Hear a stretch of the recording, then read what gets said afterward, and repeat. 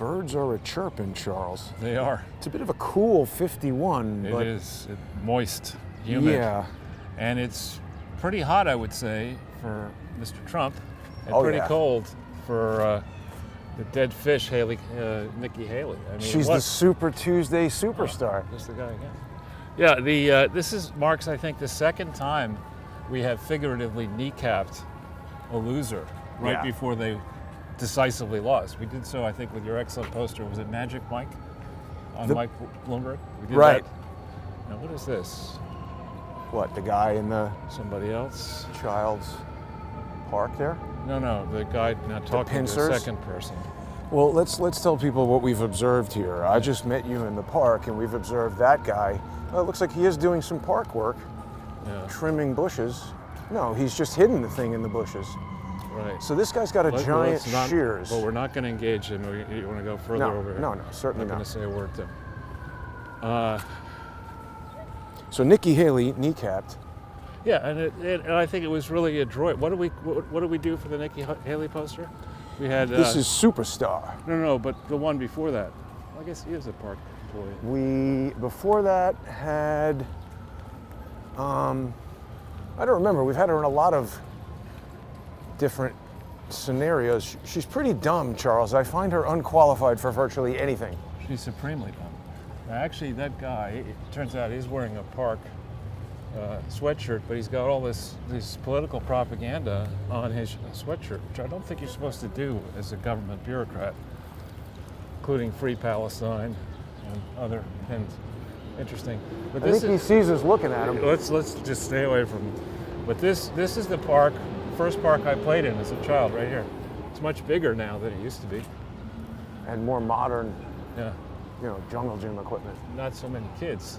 Yeah, why do they? I thought you have to be an adult, a kid to be in there. What are those homeless people doing there? Where do you see homeless people? Isn't that person No, sitting with she's a rack got- of? Oh, maybe it's a child Yeah. stroller. Yeah.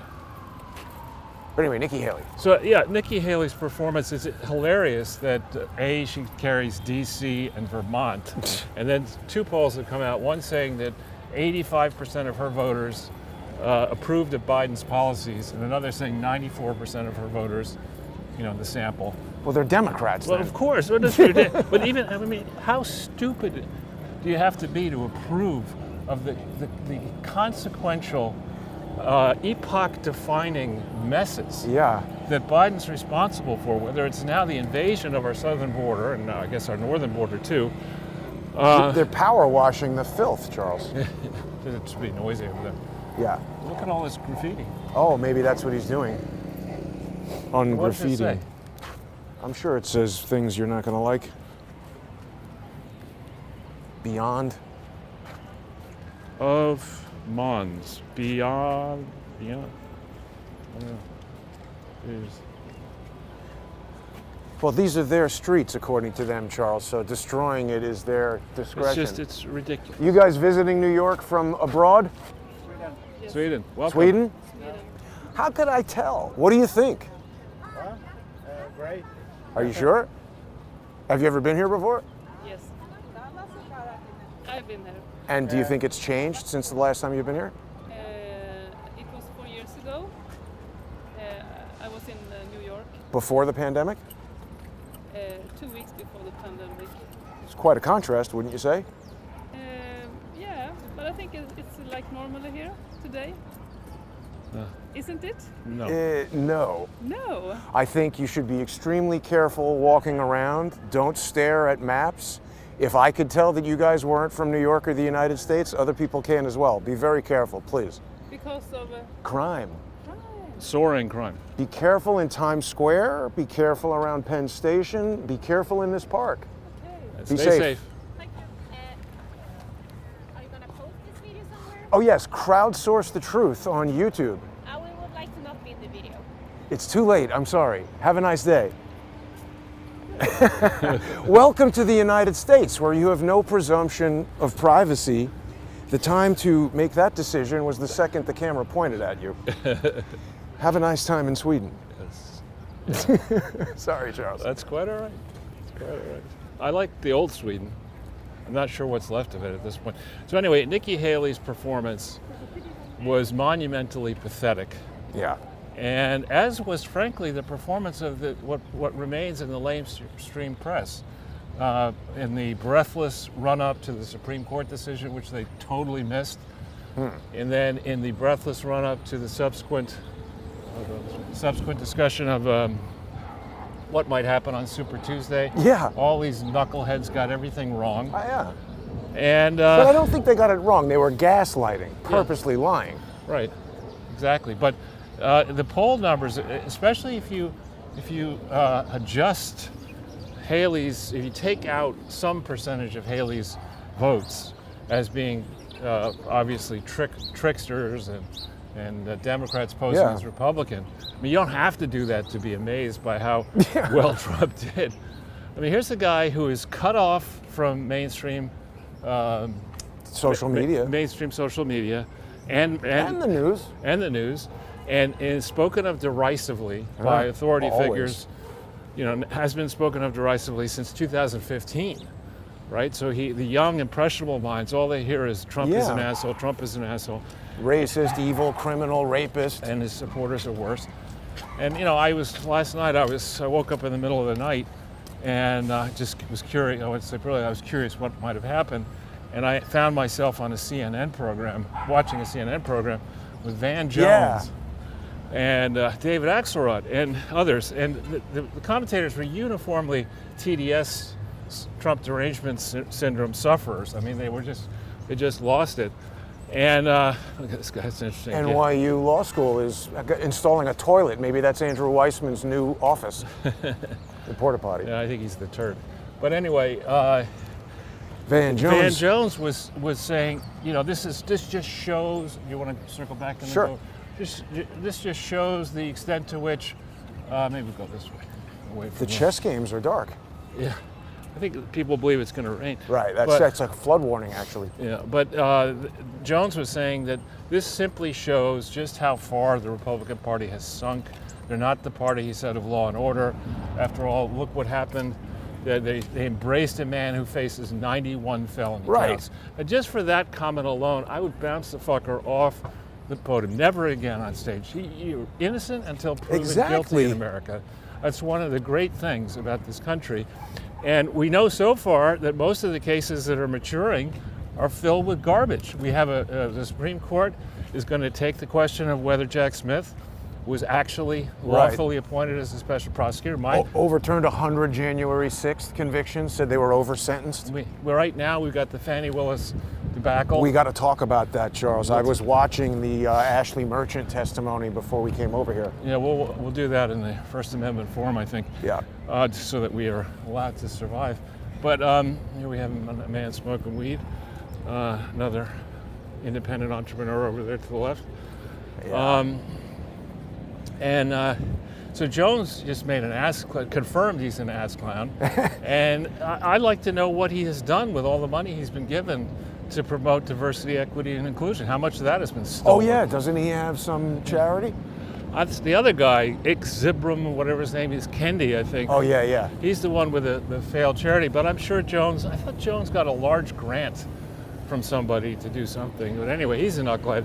Somebody who is not a knucklehead politically on the left is David Axelrod. And what he said last night, or when I was watching at like 1 a.m, what he said should terrify Democrats. Because what he said is, you know, people were jumping all over on the corpse of Donald Trump, the political corpse of Donald Trump, but Axelrod cautioned them. He said, listen, you know, what he's seeing is data that suggests that Trump got 40 to 45% of the black vote. Or there will you get go. 40 to 45% compared to 18 to 20. Yeah. Guess that's a biologist. Exactly.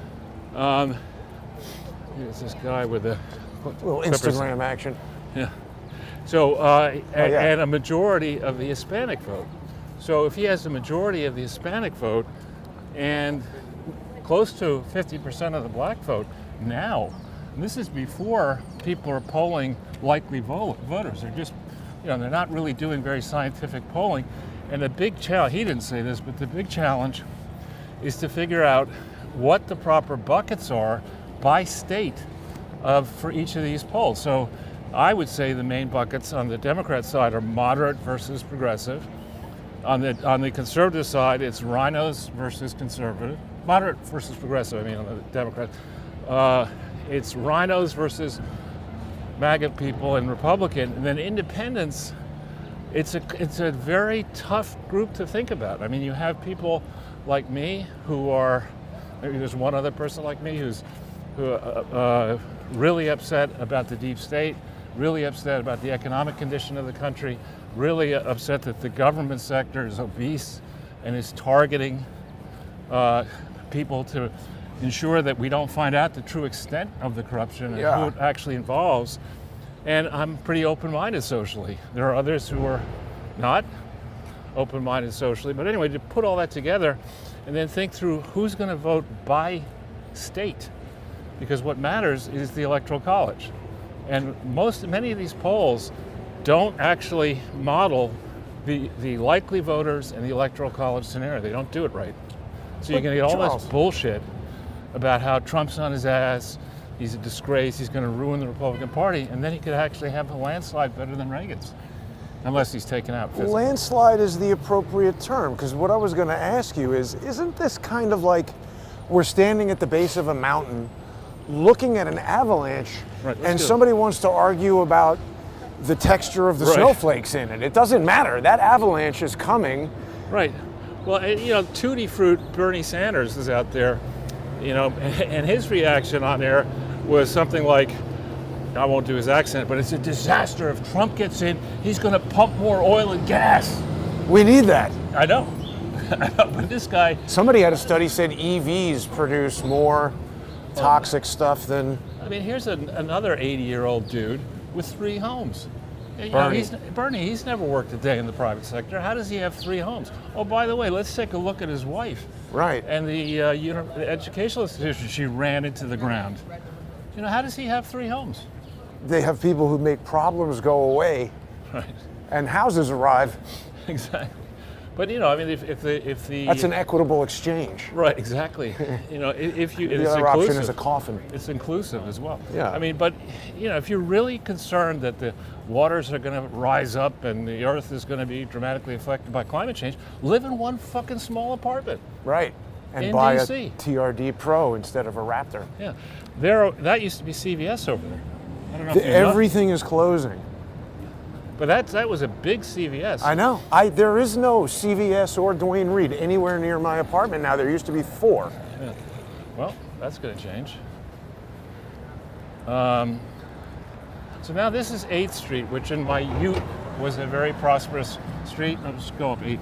Oh, Yeah. Charles, why'd you park the Ferrari right there? Well, I was hoping you wouldn't notice. I think that's a 296. What would that retail for? Oh, that's that $300,000 one that we see up in the window. Good. Why'd you park it there? What did that guy say? I don't know He's like, excuse me, I have no idea. where I am. Yeah. It's Uncle Ted's Excellent Adventure. This place always seems to be full, you know, Uncle at Ted's? odd times. That's little T's. But we're Ted's. headed now up 8th Street and to our left and to our right. Notice the number of empty stores. Well, this is all owned by NYU, and typically And there's a nice homeless guy over here. it's different, you know, college restaurants and stuff. Yeah, oh, look at that. Greek place is out of business. Everything. Yeah, this is a busy street, Yeah. and it's very unusual for multiple things to be out of business. I mean, it tells me maybe the game NYU has here is to knock these buildings down Put and dorms. build up higher, big, taller ones. But I don't know, maybe. and of course, NYU, if they own it in the charity, Right. has the advantage of many advantages of being tax Right. exempt. Another empty store. So I They're mean, you moving. can't look at this. This area is to the east and to the west is a prime real estate location. There are many schools here beyond NYU, so there are many families, and this place should be humming. But under Bidenomics, it's scumonomics. Inflation is certainly not transitory, the way Janet Yellen said it was, and so many other morons in the community of cult-worshipping, quote, economists Those are new. Yeah, well, SLT. And FedEx. FedEx has been there for a while. But the facade is new. Yeah. Actually, wait a minute. Something just happened to your microphone there. Let me just switch the battery. I think we're having a problem. You know what? Because I guess, I don't know, maybe these batteries are getting old. Good thing I brought extras. I think right under where Don Imus used to work. When he was in the city before he moved up to the Upper West Side. I think he died, didn't he? He still did. He actually, in his prime, was pretty goddamn funny. He had that collection of comedians, who would sit around the table with him and they could do different voices. They're really good. I used to be Team Stern when he was on, and I didn't watch him. No, he had this one really gifted sidekick who could do Bill Clinton, and he could do the Pope, and he could do all these different things, and he was really quick on his feet. I thought he lived at One Astor Place, Don Imus, right over there. Is that right? One Astor? I'm pretty sure that's what it was, because Okay. I had a friend who lived in that building back in the day at NYU. Yeah, he was a pretty serious cokehead, and then My friend at NYU? Oh, Don Imus. Yeah, both right. And then he met his final wife in treatment. She was caring for him. And she really was, on the one hand, a very devoted human being, but on the other hand, I give a shit. I mean, I wanted to listen to Don Imus. He was funny. She was talking about tofu turkeys and all this kind of weird diet. Yeah, give me more Imus. And then the endless discussion of their only. This is just not cooperating with us today. I think I have to maybe trash this transmitter. Let's hear you talk, Charles. So, endless discussion of their only son, Wyatt, who is a big. That's really impressive. A shit car with a noisy engine. We just took the muffler off. Yeah. Boost the power. But endless discussion by Imus and Deirdre, the wife of the son Wyatt, and how he did in the latest rodeo. Let me take you to something that I'm not sure if you've heard, but there was apparently some meeting between Elon Musk and Donald Trump Right, I have last watched night. that. Yeah. Well, what do you think? Is he maybe saying, "Hey, Trump, why don't I lend you $455 million to pay the thing?" And he's already come out and said the breathless press. See what the press is trying to do, the mainstream press, they're trying to discredit Twitter, right, and Musk. So they were trying to put that out there to see you can't trust X anymore and blah blah blah blah. And Musk immediately, yes, he was down in Florida with other wealthy donors, but he put out a statement saying he's not going to give money to either candidate. Really? Yeah. Which is a position. Giving money to a campaign is different than saying, "Hey, I'm going to give you a $455 million loan to pay this bond so that you can appeal your thing because I think you're going to win and become president, and then you're going to reform the judicial branch so that Elon Musk isn't getting jammed up." Yeah. I mean, he went there for some reason. Yeah, with other wealthy donors to hear from Trump. There's an Airstream, Charles. You don't often see those in New York City. It's always parked there. Not always. Pretty much. It's a coffee station there. But I think we want to try to head towards the Tompkins Square Park? No, first I want to do a little side thing and find that homeless immigrant center, which I think is on 6th or 7th Street. People are fascinated by that black cube, Charles. Right. Now, you had an article in Sputnik. Right, it just came out. Katja Bainova sent me a bunch of questions. It's a very good article. She's really very impressive. We have an example of probably one of the worst branding errors in history. Why on earth would Germany not change the name of the Luftwaffe? I know. I mean, and how is the United States aligned with that? Well, I mean, the original, as I remember my history, after World War II, conditions of surrender for Germany. No military. No military at all, and we've relented on that.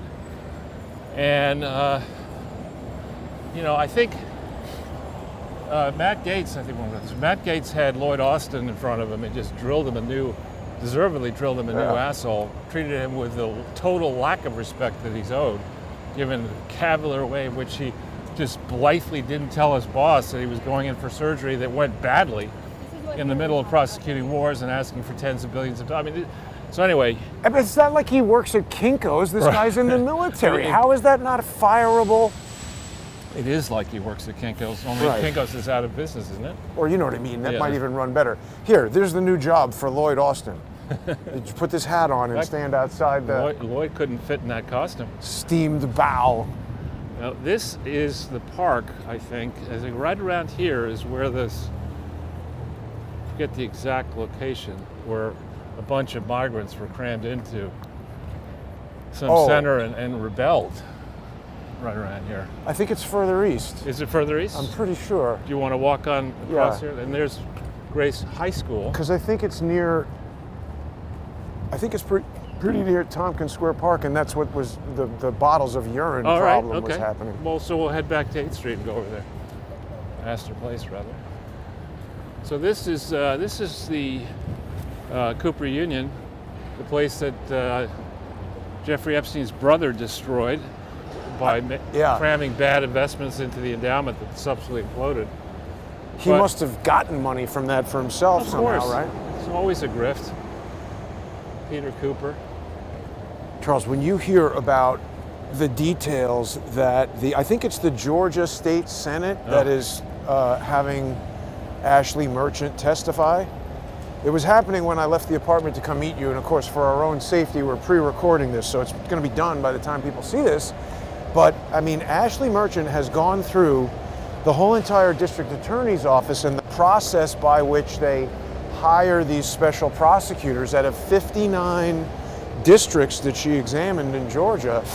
This has happened twice before, and in those cases, it was one of them was like a paralegal or something who already worked for the county or the city or whatever, who they would hire at $45 an hour when they had overflow work, and $45 an hour. And then the other one was because she went through all the different circumstances where these district attorneys are authorized to hire these outside counsel. Right. One of them that she mentioned is that, like, you know, sometimes they become involved in cases that wind up in district court, which is federal, and not all the people working for the district attorney or the county attorney are barred to practice in federal court. So sometimes they need specialized attorneys, but they hire them for limited periods of time for reasonable rates, and there's an entire process by which Fanny Willis applies to get the person approved. That guy looked back at us. I know. There's an approval process. There's a person who's the anti-corruption person who Merchant talked about how they pushed that person out and let Nathan Wade carry on her duties, and he didn't have the proper pass to enter the building, so how did he get in the building? There's all these screwy shenanigans going on. Fanny Willis, who maybe we should start calling her Phyllis to just save time, but she's running that district attorney's office like the friggin' Sopranos. I know, it's great. It's really an affront to common decency, and it's illegal. Wait, the other thing is that, so they spoke about this, like she had done this whole thing where she was asking for millions of dollars to hire like additional district attorneys, because that was the question. Why are we paying this outside guy hundreds of thousands of dollars rather than adding more staff to the district attorney's office? And it's basically clear that Fanny Willis was doing this to just make money for herself, because when she hires these outside attorneys, the thing that they can do is they can maintain their private practice. And we have already seen the myriad ways in which these lawyers who straddle government and private practice can do all kinds of screwy things. But Charles, we need to break right now, and we'll get into details on this and get your reaction to all that. Oh look, Bud Light. In just 5 minutes on the sponsor exclusive segment. So join us on odyssey.com/@crowdsourcethetruth. That's a huge joint, Charles. That it is. Crowdsourcethetruth.substack.com or subscribestar.com or patreon.com/crowdsourcethetruth. They're still trying to destroy Crowdsource the Truth, so it's more important than ever to become a sponsor. Stay with us. We'll be right back.